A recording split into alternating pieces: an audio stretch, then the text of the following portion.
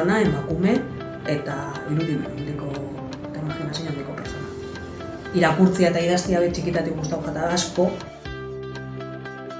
interneta zala, lo más, eta orduan, telekomunikazioa goberatu nitxun pizkat, gaitxasunanak alako, eta esan gaitxik ez, egun baten derecho ikastea nahi badot, eukiko dut igual aukera hori edo ez, eta ingenieria sartu nintzen.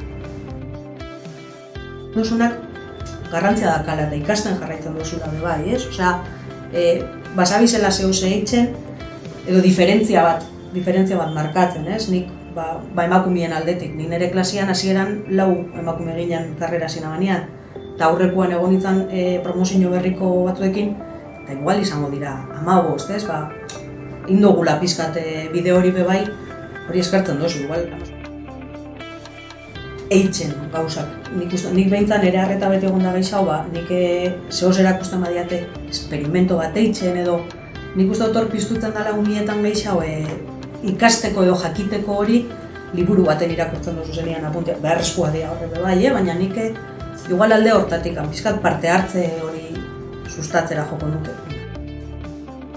Kasuan nire ama, zen eramak bere gara izan informatika ikasi zegoen.